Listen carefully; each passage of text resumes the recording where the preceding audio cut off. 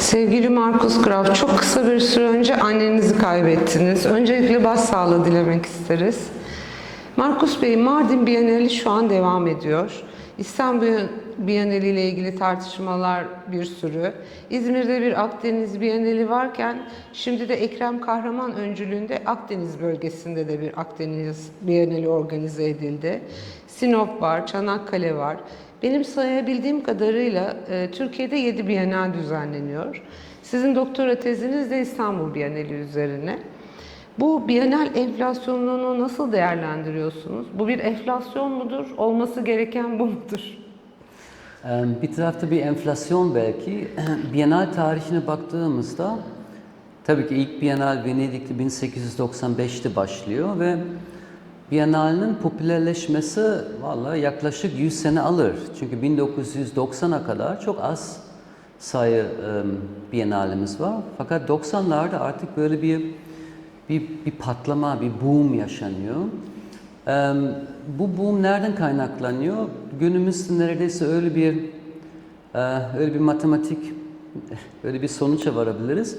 Eğer sen kent olarak modern, global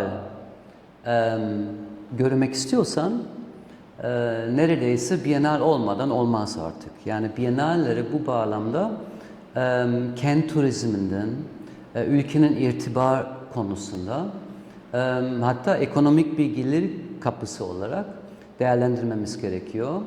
Bu şeklinde çağdaş sanat ve çağdaş sanatın mekanları 1980'den sonra nasıl çoğaldıysa aslında Biennallerde son trend olarak bunun sayesi buna bağlı olarak artıldığını düşünüyorum. Bu iyi bir şey.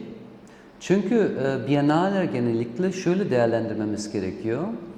Normalde Biennaller uluslararası bir sanat faaliyeti olarak çağdaş sanatının trendleri ve eylemleri yansıtıyor. Bu bağlamda seyirciler için aslında çok iyi bir vitrin gibi. Çünkü genellikle trendde olan, gündemde olan estetik, kavramsal ya da genel olarak tartışmaları o Biennallerde de tartışılıyor. Dolayısıyla ne kadar Biennal yapıldıysa aslında çağdaş sanat ve toplum arasındaki köprüleri bu kadar yapılır. Neredeyse şey diyeceğim, her sergi iyi, her Biennal daha iyidir. Fakat tabii ki şöyle bir şey var. Eğer bir Biennal yapıyorsunuz, otomatik olarak bana göre bu büyük Biennallerle aynı rekabet içindesiniz. Yani ben şimdi küçük bir kasabadayım, hadi bir Biennal yapayım, bu kavramda kullanayım, onun üzerine prim yapayım diye bir şey olamaz. Çünkü eğer Biennal bu kavram kullanıyorsan, ben en azından seyirci olarak bu kurumdan uluslararası yüksek bir seviyede olan ve çoğu zaman da müzelerden ya da geleneksel büyük sergilerden farklı yaklaşımları bekliyorum. Daha politik, daha eleştirel, daha deneysel. Dolayısıyla bunu taşımıyorsa bu Biennale, o zaman da bir sıkıntı var. O zaman şey de hissediyorum, yani Biennale kavram sadece işte pazarlama araçı olarak kullanılır ve bu tabii ki bir sıkıntı. Dolayısıyla aslında her Biennale eskileri, yenileri ayrı ayrı değerlendirmemiz gerekiyor. Çünkü her Biennale'nin farklı bir ortamı var, farklı bir bütçesi var, farklı bir yapısı var.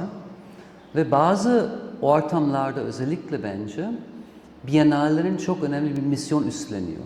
Örneğin gelişmekte olan bir sanat ortam içerisinde atıyorum Venedik Biennale ya da Berlin Biennale. Onu kaçırıyorsanız çok büyük bir sorun değil. Çünkü büyük ihtimalle oradaki küratörleri, oradaki sanatçıları, oradaki yapıtları öyle ya da böyle başka bir galeride o kentte ya da müzede bugün yarın göreceksiniz. Ama genellikle gelişmekte olan sanat ortamlarında Biennaller çoğu zaman da uluslararası büyük sergileri görmenin tek şansı ve büyük bir şans bu bağlamda. Hatta Türkiye'deki anlamı baktığımızda çok önemli ve büyük bir rol üstlendi İstanbul Biennale.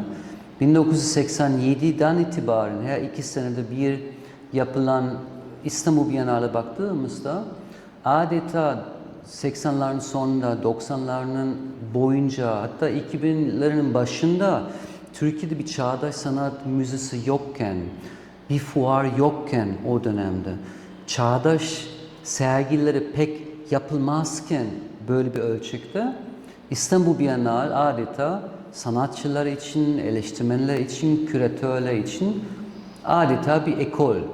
Bu yüzden özellikle bunun gibi, yani Türkiye gibi ülkelerde Bienalleri çok çok önemli. Bu yüzden tabii ki günümüzde İstanbul Bienali dünyanın ilk 5 Bienal arasına sayılır. Çok irtibarlı ve çok önemli. Şimdi Anadolu'daki Bienali, işte Sinopale, Çanakkale, Mardin Bienali ya da diğerleri, yeni olanları aslında çok önemli. Çünkü İstanbul şu anda neredeyse doydu. 20 sene önce şikayet ediyorduk, hiçbir şey yapılmıyor. Şimdi ne şikayet ediyoruz? Çok şey yapılır, biz nasıl yetişeceğiz? Ama Anadolu bu bağlamda hala fakir bir sanat ortamına sahip. Bu yüzden işte Mardin ya da Çanakkale ya da Sinopale, yani oradaki gençler için belki o tip bienalleri o bölgede yaşayan insanların çağdaş sanat ile temas kurma ilk şansı, belki tek şansı. Bu yüzden bu gelişme bence önemli. Hatta Türkiye'deki 2007-2010'dan itibaren İstanbul Bienali dışında diğer Bienal'in oluşması bir tarafta da genel olarak Türkiye'deki çağdaş sanat ortamının gelişmesini bağlayabiliriz. Ve bu tabii ki hepimiz için çok sevindirici bir gelişme. Küratörlük tartışmaları üzerinden bakarsak İstanbul Bienali'nin ertelenmesi doğru muydu? İKSV prestij kaybetti mi sizce? Yani ilk olarak yapılmaması ya da bu şekilde yapılmaması bence doğrudur. Çünkü oradaki şeffaflık eksikliği, oradaki yöntemsel hata bence çok büyük bir talihsiz durumu sebep oldu. İstanbul Bienali gibi Biennaller çok büyük organizasyonları. Dolayısıyla bu kadar kaos içinde pat diye hadi yapalım, başka birisini seçelim yapalım olmazdı. Dolayısıyla ertelemesi bence iyidir. Onun üzerine prestij kaybı yaşadı mı? Bence yaşadı. Üstelik yani Biennale ya da genel olarak İKSV bence o konuda kriz yönetimini yapamadı. Çok daha şeffaf, çok daha katılımcı davranabilirdi. Ve dolayısıyla öyle bir hata yapıldı. Umarım o hatadan öğrenilir. Çünkü İstanbul Bienali sadece İKSV'nin değil ya da sadece belli bir grup kişilerine ait değil. Aslında İstanbul Bienali hepimizin, yani bu kentin Bienali. Dolayısıyla tabii ki İstanbul Bienali'nin iyi olmasını istiyorum. Çünkü gerçekten yani İstanbul Bienali hala çağdaş sanat ortamının en önemli sergi, kurum olarak değerlendirmemiz gerekiyor. Bu yüzden diliyorum ki gelecek senede çok daha profesyonel, çok daha kurumsal ve çok iyi, çekici ve önemli ve güncel bir Bienal göreceğiz. Markus Bey, siz çok aktif çalışan küratörlerimizden birisiniz. Bugüne kadar kaç serginin küratörlüğünü yaptınız? Sizin küratöryal yaklaşımınız nedir bir sergiye? Ya da soruyu şöyle sormak isterim. Sizin küratörlük müessesesine yaklaşımınız nedir? Şimdi ben 90'ların ortasından itibaren sergi yapmaya başladım. O dönemde tamamen amatörce, sadece sergi yapmak isteyen bir kişi olarak kendi evimde sergileri açmıştım. Çünkü sanatçıları tanışmak, sanatı paylaşmak, insanlarla sanat üzerine konuşmak istedim. Hatta o ilk senedeki sergileri altında küratör diye bir şey yazmazdım. Çünkü tam hatırlamıyorum ama büyük ihtimal bu küratör kelimesi bile kullanmazdım, bilmezdim. Benim niyetim orada aslında yani sanatsal faaliyetler sayesinde hem bir şey öğrenmek hem insanlarla bir şey paylaşmak, insanlarla bir iletişim platform kurmak sanat sayesinde. Sayı olarak inanın bilmiyorum. Bir gün asistanlar bir oturup bir saymam gerekiyor ama herhalde şu an 150 civarı. Ve bu şeklinde benim küratöryel anlayışım belki şöyle ifade edebilirim. Benim için aslında sergi mekan bir araştırma merkezi gibi bir şey. Genellikle benim yaptığım sergilerin ortasında bir kavram duruyor. Bu kavram bir soru ya da bir sorun olabilir. İlk olarak bu aradaki soru ya da sorun içimde doğuyor. Yani kafama bir şey takıyorum. Sonra işte o gitmiyor. Ondan sonra işte oradaki kavram toplum içindeki anlam, sosyal bilimlere ya da genel olarak bilimde nasıl bir anlam taşıyor. Sonra sanat ortamında bu konu bir konu mu? Bu konu üzerine çalışan sanatçılar var mı acaba? Aslında öyle başlıyor. Ondan sonra genellikle bu kavram üzerinde çeşitli ve farklı yaklaşımları sergileyen sanatçıları seçiyorum. Bu sanatçılarla beraber bu eserleri seçiyoruz. Sonra aslında sergi mekan içinde bu dünyaya ait ama bir tarafta da bir paralel dünya kuruyoruz. Dolayısıyla İstanbul'dan ayrılıp bizim sergi mekanımıza girdiğimizde bizim dünyamıza giriyorsunuz ve bizim dünyamızdaki o konunun tartışmasını deneyimleyerek bu konuya yeni bakış açıları, perspektifleri açmaya çalışıyoruz. Dolayısıyla sergilere baktığımda aslında ilk olarak bu sergileri kendim yapıyorum. Benim için önemli olan bir konu anlamaya çalışıyorum. Sanat ve eser sayelerinde ve sanatçılar sayelerinde ben bu konu daha kolay anlamaya başlıyorum. Daha derin anlamaya başlıyorum. Dolayısıyla ben öyle bir deneyim yaşadıktan sonra bu deneyim aslında insanlarla paylaşmak istiyorum.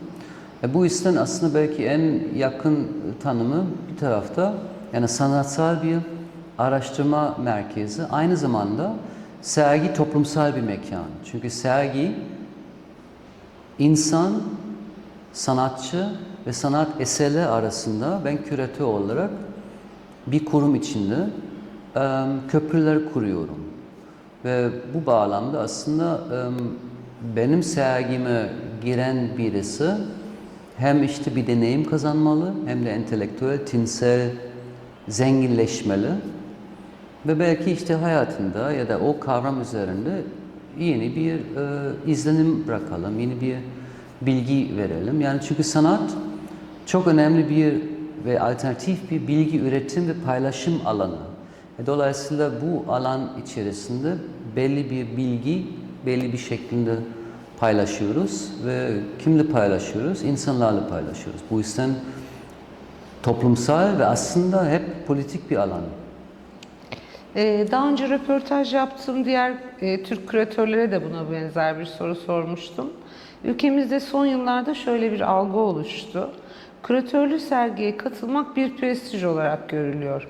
Küratörlü sergilere katılan sanatçılar daha başarılı sanatçılar olarak mı görülmeli? Ülkemizde binlerce sanatçı var. Küratörlü sergiye katılma şansını belki de hiç yakalayamayacaklar. Bu durumda onlar ikinci sınıf sanatçı mı olarak kalacak? Yoksa kaderini belirleyen sanatçının kendisi midir? Şimdi sizin sorunuz bir tarafta küratörlerin gücü nedir, ne kadardır diye bir soru aslında. Baktığımızda sanat ortamında genellikle belli keyholder diyoruz. Yani işte kilit noktalar. Ve bu kilit noktalar genellikle isimler, markalar, kurumlar. Ve bu şekilde sadece küratörler değil, düşünün. Yani sizin diplomanızda hangi akademi yazıyorsa insanlar diyecek. Hangi galeriyle çalışıyorsunuz, galeri sizin için ve sanatsal eserlerinin sanatsal değerinin garantörü olarak deniliyor.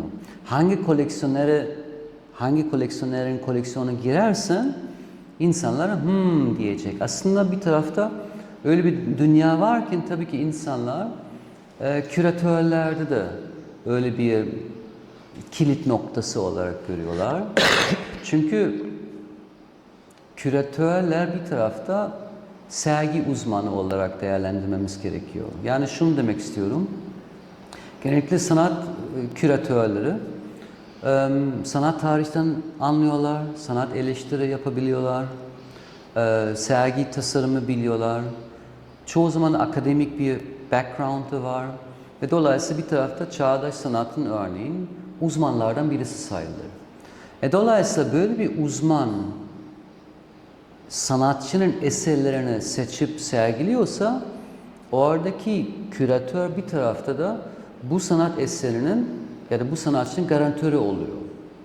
Tabii ki orada şöyle bir parantez açmamız gerekiyor. Her küratöryel sergisi aynısı yapıyor mu? Yapmıyor. Çünkü büyük küratörleri var, genç küratörleri var, ünlü küratörleri var, ünsüz olanlar var. Dolayısıyla yani herhangi küratöryel bir sergiye katıldığınızda herhangi bilinmeyen bir mekanda bu sanatçı için bir kurumsallaşma ya da bir profesyonelleşme ya da kariyerinde bir katkı sunuyor mu? Bence sunmuyor. Öbür tarafta atıyorum yani irtibalı önemli bir kurumda, iyi uluslararası arenada bilinen bir küratörle çalışıyorsunuz eğer, bu tabii ki şu da demek, siz bu küratörünün ve bu kurumunun network'ine gireceksiniz. Ve belki sergi, karma sergi atıyorum, seyirciler belki sizin için değil, belki ilk olarak kurum ya da küratör için gelmiş olabilirler. Belki sizi henüz tanımıyorlar. Ama onun sayesinde yani direkt olmayan bir yolda aslında sanatçının eserleri görünür hale kılıyoruz. Bundan dolayı tabii ki bazı insanlar şey diyor yani küratörlerin gücü çok fazla ya da bazı şey diyor aslında küratör acaba bir süper sanatçı, bir meta sanatçı mı? Bazı kişiler öyle bir görüşe sahip ama ben öyle düşünmüyorum. Yani çünkü benim işim aslında çok net. Bir tarafta ben kurumları ve sanatçılara bir hizmet sunuyorum. Ya benim uzmanlık alanı sergileme. Yani sanatçı üretim ustası, ben işte serginin ustasıyım. Sanatçı sergi yapmayı bilmiyor mu? Tabii ki bilinebilir, yani bilebilir, öğrenebilir.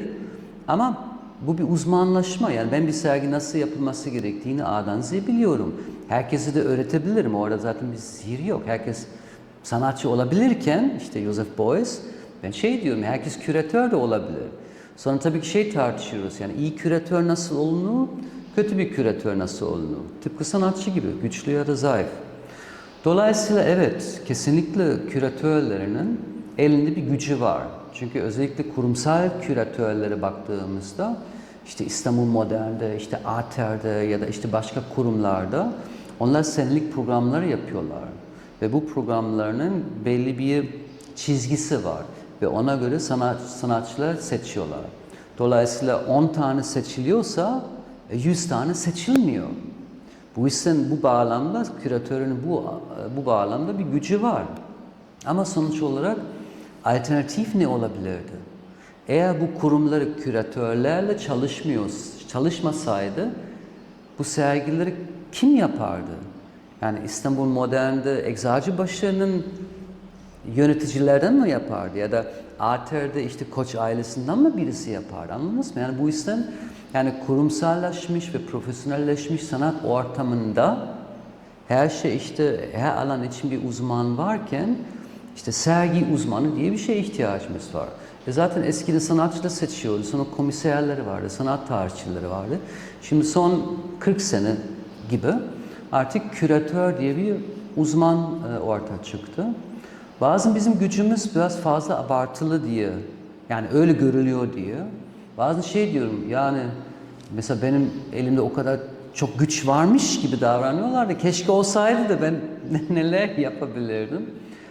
Ama aslında baktığımızda bence küratörlerinin rolü biraz fazla abartılı.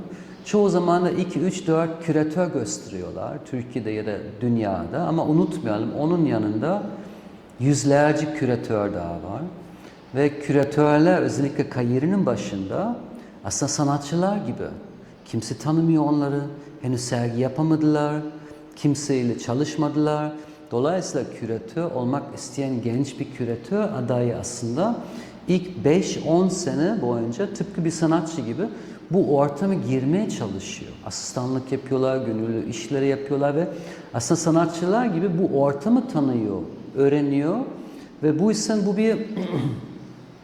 bu bir habitat. Yani orada sanat eleştirmenlerin ayrı bir yeri var, küratörlerinin, koleksiyonerlerinin, sanatçılarının. Yani orada kimsenin böyle çok tekelleşmiş bir gücü yok. Yani benim böyle bir gücüm olsaydı inanın ben bu sanat ortamı daha iyi hale getirirdim ama öyle bir şeyimiz yok. Yani güç ararsınız her zaman sermaye gitmeniz gerekiyor. Çünkü bir kurum için çalışıyorsunuz ne kadar entelektüel ya da iyi olursanız olun orada belli engelleri aşamazsınız. Örneğin sermaye ya da işte politika ya da işte başka sebeple olabilir. Ve sonuç olarak şunu da unutmayalım. Yani sanatçı küratör olmadan var olabilir. Ama küratör sanatçı olmadan biz var olamıyoruz. Biz aslında bu dünyaya bir hizmet sunuyoruz. Bazı küratör arkadaşlarım evet bazen megaloman ya da egomanik olabilir. Kendi rolüne çok fazla önemli bulabilirler. Hatta Türkiye'de işte 90'larda 2000 yılların başına böyle ego çatışmaları sıkça yapıldı. Güçlü sanatçılar, güçlü küratörler. Ama bence günümüzde öyle bir şey yok. Ve bence ne kadar küratör olursa o kadar farklı sergiler de göreceğiz ve o kadar farklı ve fazla sanatçılar görebiliriz. Son olarak belki şunu ekleyebilirim. Küratörsüz sergi olmaz mı? Bal gibi olur. Bazen daha iyi olur. Mesela bazen sanatçıları bizim üniversitede de 2. sınıf öğrenci yanıma geliyor, panik halinde şey diyor. Ya hocam hala küratörü tanımadım, galerim yok, koleksiyonerlerde de bulamadım. Yani kardeşim işte sakin ol, şu anda ana meselenin üretim olmalı, işte gözün o kadar ortamı piyasaya dikme, sen şu anda konsantre ol, üret, kendi sergilerini yap, bugün yarın birisi seni keşfeder eğer iyiyse. Zaten ben genç sanatçılarda da, genç küratörlerde bunu sıkça duyuyorum. Yani ilk yapacağı sergileri aslında galerisiz, küratörsüz yapılmalı. Çünkü ticari bir galeriyle kariyerinin fazla erken bir noktada temas edersen ve erken bu piyasa düşersen, hatta başarılı olursan üstelikle, bu aslında senin sanatsal gelişimini engelleyebilir. Çünkü irtiba, ün ve para tatlı tuzaklı olabilir. Küratörler içine geçerli. Bu yüzden bence kariyerin başına sanatçıları kendi kolektifini kursunlar. Uzun vadeli, kısa vadeli.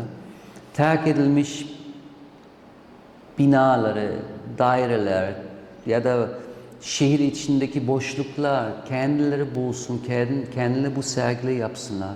Kendileri bir serginin A'dan Z'ye nasıl yapıldığını bir baksınlar. Böyle bir underground, bir bağımsız bir inisiyatif havasında ilk sergili yapılıyorsa hem sanatçı olarak hem de belki küratör olarak o zaman da ilerleyen zamanlarda seni keşfettikten sonra sen böyle kurumsal yapılara girdiğinde en azından daha önce bazı deneyimleri yaşamışsın. Bu yüzden küratörsüz sergi olur, sanatçısız sergi olmaz. Ama en ideal, en profesyonel şeklinde aslında ikisi beraber çalışırken orada tabii ki en son olarak belki bunu ekleyebilirim. Yani küratör ve sanatçı arasında yani bu güç dengesi dengeli olmalı. Yoksa her ilişki gibi sorunlar ortaya çıkıyor. Buna dikkat edersin, şeffaf ve katılımcı bir şekilde o sergiyle yaparsan bence bir sıkıntı yok. Tam tersi daha iyi sergiyle yapılıyor. Bir sanatçının küratörlüğünü sizin yaptığınız bir sergiye dahil olabilmesi için hangi kriterleri taşıması gerekiyor? Valla güçlü eserler üretsin. Kısaca bunu desin. Yani şöyle diyeyim yani ben genellikle zaten nasıl çalışıyorum? Yani diyelim ki işte konu X'imiz var. Sonra işte zaten ben sürekli işte geziyorum, sergileri takip ediyorum. İşte sanatçıları keşfediyorum. Asistanları bana sanatçılar atıyorlar. Biz sürekli bir şekilde bu ortamı takip etmeye çalışıyoruz. Çünkü seviyorum, zaten öğrenmek istiyorum ve beni çok heyecanlandırıyor yeni sanatçıları keşfederken. Dolayısıyla benim aslında çok geniş bir arşivim var. Artı neredeyse her gün birisi bana portfolyo atıyor. Ve inanın %90 bakıyorum ve kısa da bir dönüt, bir feedback yazıyorum. %10 kaçırıyorum. Yani bazen kaçırıyorum. Tekrar yazdığında mutlaka bakıyorum. Dolayısıyla tabii ki bu sanatçı portfolyoları hepsi değerlendiremem. Çünkü bazı sanatçıları ben anlamıyorum. Bazı sanatçıları henüz o olgunlaşmış seviyesine henüz gelmedi diye düşünüyorum. Dolayısıyla zaten her sanatçı, her küratör için ve her küratör her sanatçı için de uygun değil. Tıpkı sergi gibi her sanatçı her sergiye koyamazsın. Ama sonuç olarak benim sürekli gelişen bir portfolyo, bir arşivim var. Ondan sonra genellikle bir sergi fikir ortaya çıktıktan sonra zaten biz ekip olarak bizim arşivimize bakıyoruz ya da sanatçıları tartışıyoruz ve yavaş yavaş bir liste oluşturuyoruz. Bu listede genellikle 100 sanatçıyla başlıyoruz. Sonra yavaş yavaş işte filtre yerine giriyor ve bakıyoruz yani sergi farklı farklı söylemler, farklı estetikler, mecralar, kadın erkek dengesi, belki farklı kuşaklar. Yani bir sergi yaparken aslında çok fazla ve farklı denklere bakmam gerekiyor. Dolayısıyla işte yavaş yavaş 30 iniyor, 15 iniyor, 10 iniyor. Sonra işte yavaş yavaş sergi mekanı kuruyoruz. Hiçbir sanatçının haberi yok o süreçten. Ve en son işte 8 sanatçı işte karar verdikten sonra genellikle zaten bu konu üzerine çalışan sanatçılar bunlar.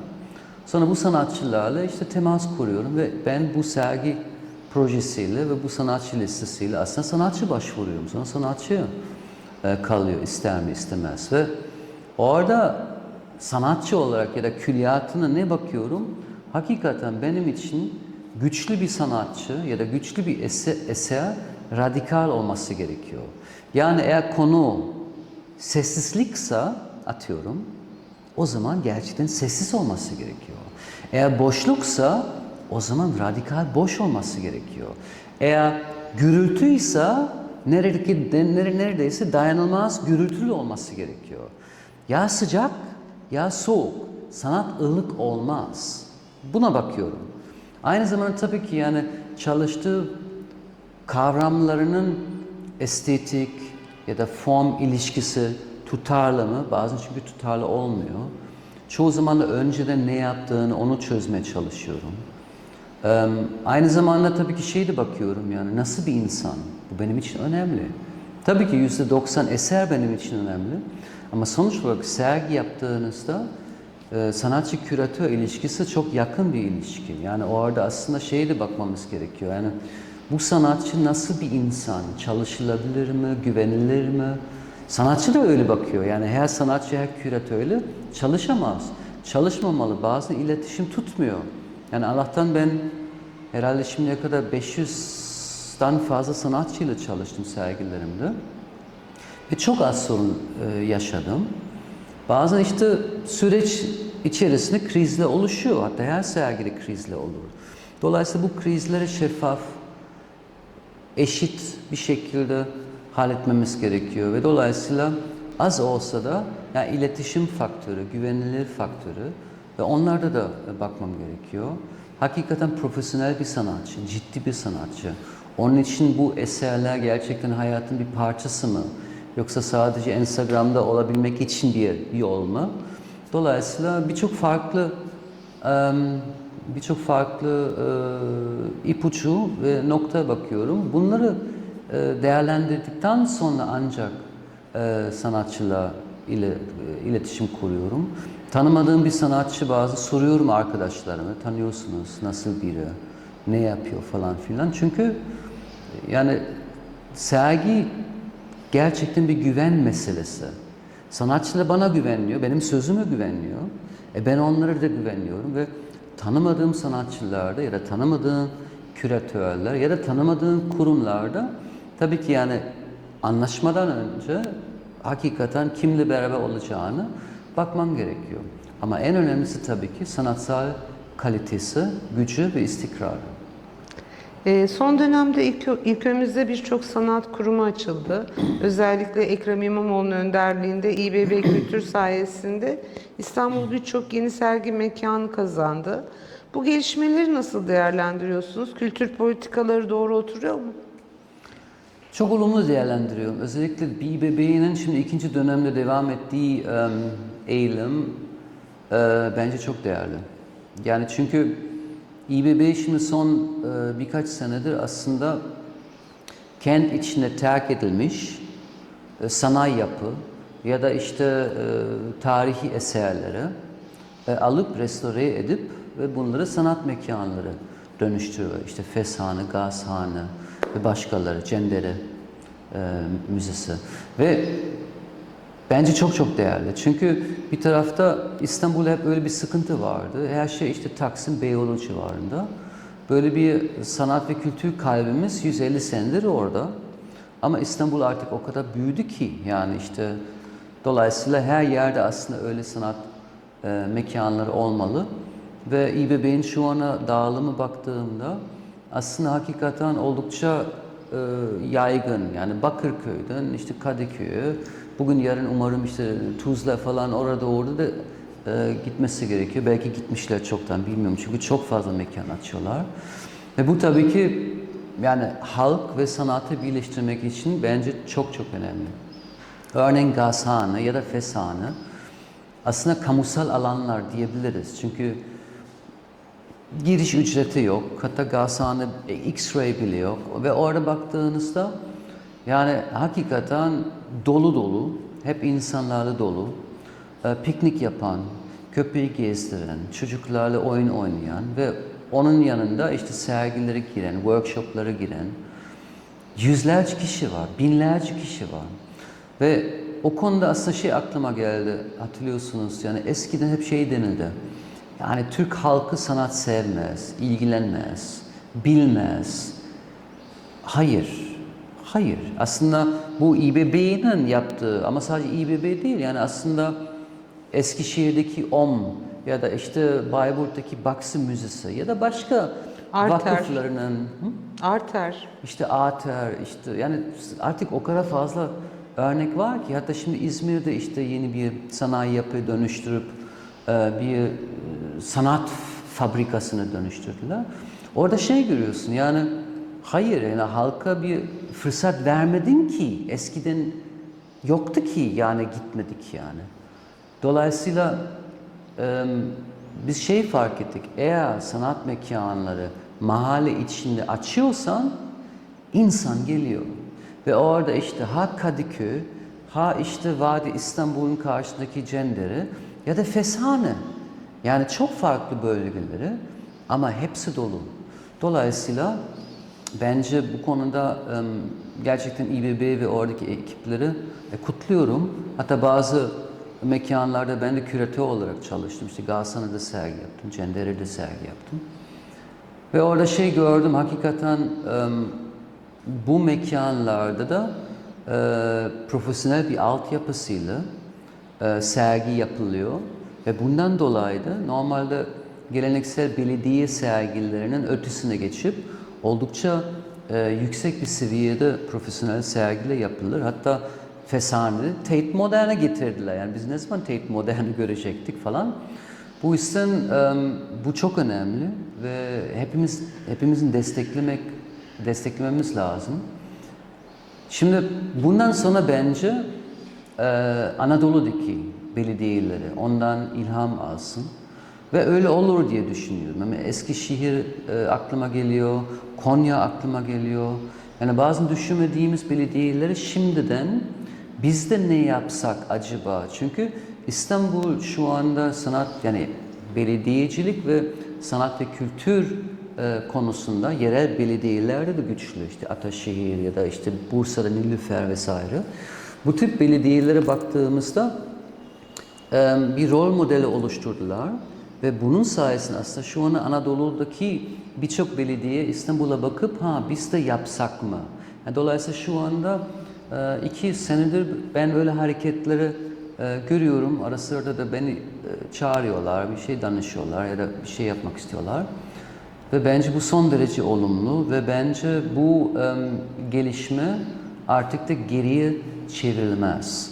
Çünkü eskiden halk ilgilenmiyor dedik ya, şimdi ilgilendiğini gördük. Şimdi bu mekanları bir kapatın, göreceksiniz yani. Tekrar işte şikayet gelecek. Bu yüzden bu da artık belki politikasının ötesine geçen, ideolojinin ötesine geçen.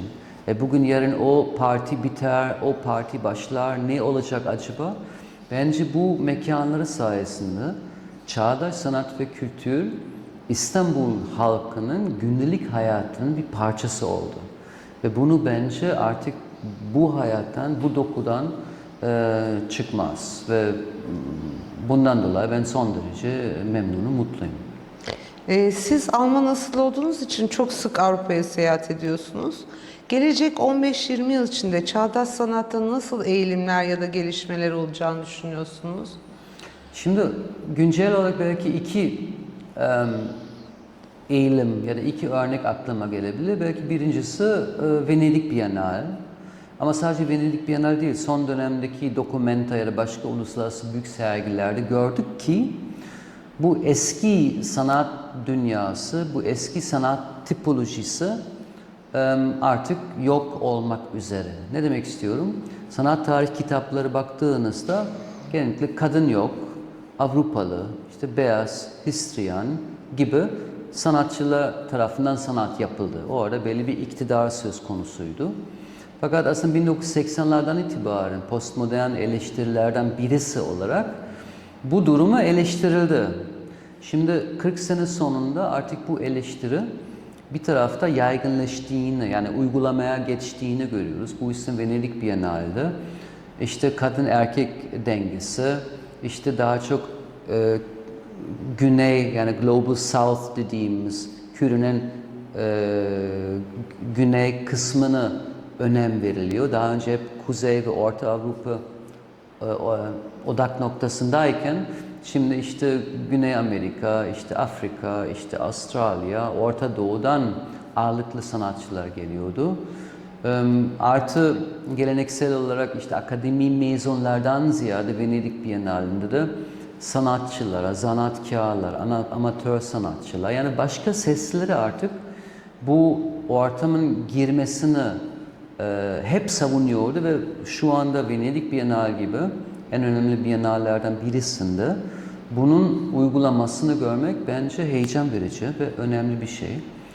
Ve bence ilerleyen zamanlarda orada bir normalizasyon olacak. Yani kadın erkek ilişkisi ya da kimliklerinin eskisi kadar net olmamasından dolayı işte milliyetçilik, kimlik, bunun gibi şeyleri daha geçici olarak, daha barışçıl belki, daha önemsiz belki olmaya başlıyor ve hakikaten çağdaş sanat ortamı daha barışçıl, daha holistik, daha kapsayıcı bir yer alıyor. Öbür tarafta tabii ki çağdaş sanat son 20-30 senedir çok net bir şekilde toplumsal ve siyasi eleştiri sunan bir eğilim. Bu eğilim devam edecek diye düşünüyorum. Çünkü sanat gerçekten bu topluma karşı, bu medya ve görsel bombardımana karşı önemli bir muhalif kurumu. Onun sayesinde alternatif ve belki minor sesleri keşfediyoruz. Bu ise bence bu eğilim, bu toplumsalcılık devam edecek. Öbür tarafta şu anda bir figüratif furyası var. Yani soyut sanat şu anda bitti gibi. Bugün yarın belki dönecek ama sonuç olarak yani sanatçıların bir şeyin anlatmaz. En son olarak tabii ki özellikle Covid'den sonraki dijitalleşme süreci o devam edecek. Medya sanatının yaygınlaşması, sanal sergi mekanlarının çoğalmasını öngörüyorum doğal olarak. Çünkü bizim güncel özel hayatımız, profesyonel hayatımızda internet, sosyal medya ya da dijital araçlar ne kadar önemliyse sanat dünyamızda da bu kadar önemli olacak. Bundan dolayı tabii ki resim sanatı ya da geleneksel disiplinler yok olmaz. Ama merkezin dışına, kenarına itilecek ve dolayısıyla işte yapay zeka, metaverse, biyoteknoloji, bunun gibi stratejilerinin gelişmesini ve çoğaldığını göreceğim. Ve dolayısıyla yeni sanat kavramları, sanat tanımları ortaya çıkacak. Ve belki en son olarak, çünkü bu yeni alfa nesili dünya karşı, çevreciliğe karşı daha duyarlı bir kuşak olacak diye büyük ihtimalle işte environmental art, organic art, bio art, yani bunun gibi aktivist içerikli, aynı zamanda ama sanat, estetik ve bilim, biyoloji, ekoloji birleştiren yaklaşımları da daha yoğun göreceğiz. Dolayısıyla hem bir tarafta dijitalleşen bir sanat dünyası sanki doğal dünyadan uzaklaşırken, öbür tarafta belki bir karşı hareket olarak gerçekten bu dünya iyileştirmek isteyen sanatçılar da olacak. Bu yüzden oldukça heyecan verici olacak. Peki, Türkiye'de sanat sektöründe keşke şu değişse dediğiniz bir alan var mı? Elinizde olsa neyi hemen değiştirmek isterdiniz? Yani bence şu anda en azından işte müzecilik konusunda ya da sanat fuarcılık konusunda biz İstanbul'da en azından gayet iyi bir durumdayız. Çok fazla müze var, hatta artık çok fazla sanat fuarımız da var. Dolayısıyla bu konuda bence gayet iyiyiz. Galeri kısmında, yani galericilik, küratörlük, müzecilik, bence bu bağlamda da gayet iyi bir nokta geldik. Çünkü sonuç olarak biz şu anda 25 yıllık bir gelişmeden bahsedersek, Türkiye'deki sanat ve kültür ortamı bence her şeye rağmen olumlu ve hızlı gelişti. Ama bence bir alanda bir eksikliğimiz var. Hatta iki alan belki. Birincisi belki eğitim. Bence daha çağdaş, daha güncel bir sanat eğitimi ihtiyacımız var. Çünkü Türkiye'deki sanat eğitimi, yurt dışındaki sanat ya da akademideki eğitimiyle maalesef karşılaştırılamaz. Yurt dışında isterseniz performans ya da video ya da enstalasyon ya da işte resim dışında bir alanda eğitim almak istiyorsanız akademilerde bunun gibi sınıfları ve hocaları bulabilirsiniz. Örneğin Nezaket Ekici, Marina Abramovic'in öğrencisiydi, Braunschweig. Ya da Türkiye'deki koleksiyonerlerin sevdiği Tony Crack, heykeltıraş, işte o da Düsseldorf Akademiydi. Bir zamanda rektördü ve hocaydı. Namjoon Paik, video sanatın öncülerden birisi. O da bir dönemde işte Düsseldorf'ta hocaydı. Dolayısıyla yurt dışında aslında multidisipliner bir sanat dünyası için bir eğitim modeli var. Türkiye'de maalesef tabii ki şunu görüyoruz. Ya resim okuyorsun ya da heykel okuyorsun. Şimdi bazı güzel sanatlar fakülteleri bunu aşmaya çalışıyorlar. İşte seçmeli dersle ya da bir ders koyuyorlar falan ya da projeleri yapıyorlar. Ama bu tabii ki yetmiyor, karşılaştırılmaz. Artı tabii ki Türkiye'deki kredi sistemi, yani bu master ve bachelor sistemi sanat için çok uygun olmaz. Çünkü resim için AA mı aldı, CB mi aldı, BB mi aldı, bunun gibi bir değerlendirme yurt dışında pek yok. Dolayısıyla yani bence Türkiye'deki sanat eğitimin hoca nasıl olunuyor bile onun revize edilmesi gerekiyor ve onun değişmesi bence şart. Öbür tarafta bence bizim sanat ortamımızın şu anda en çok eksikliği hissettiğimiz alan eleştiri. Yani bazı insanlar şey diyor, Türkiye'de sanat eleştiri yok, öyle bir şey yok. Çünkü mesela AYKA Türkiye var, Türkiye'deki sanat eleştirmenlerinin derneği, ben de üyesiyim, 20 senedir falan. Dolayısıyla evet var ama az kişi ve az mecrada yazılıyor. Dolayısıyla Türkiye'deki eleştiri kültür genel olarak sadece sanatta değil, aslında toplumun her alanında oradaki eleştiri kültürünün daha işte kurumsal, profesyonel yapılmasını isterdim. Örneğin Türkiye'de genellikle olumsuz eleştiri yapılmıyor. Olumsuz bir eleştiri şu demek, yazılmıyor. Dolayısıyla ben mesela bazen küratör olarak bir sergi yaptım. Kimse bir şey yazmamış ya da az kişi yazmış diye.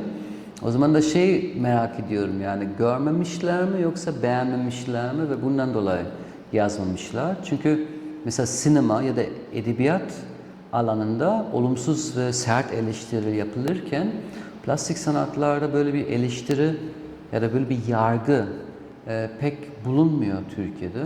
Bu hem kültürel sebepleri var. Türkiye'de zaten kavga ve tartışma arasındaki ince çizgi bazen bilinmiyor. Öbür tarafta tabii ki o ortam çok küçük. Kimse böyle incitmek istemiyor. Artı tabii ki galerilerinin işte yönettiği ya da işte yani dergilerde, gazetelerde genellikle orada bir sermaye müşteri ilişkisinden dolayı bazen olumsuz eleştiri yazarlardan istenmiyor. Ama buna çok ihtiyacımız var. Çünkü bu kadar sergi, bu kadar sanatçı, bu kadar eser, hele sosyal medyanın bombardıman ortasında hangisi güçlü, hangisi zayıf? Bunun için aslında eleştiri çok ihtiyacımız var. Bizi geliştiren budur. Bence bu yüzden eğitim ve eleştiri bu iki konuda orada daha çalışmamız gerekiyor. Bunu hep beraber hallederiz. Sevgili Markus, bu güzel sohbet için çok teşekkür ediyorum. Sanat yolculuğunuzda başarılar dilerim. Teşekkürler.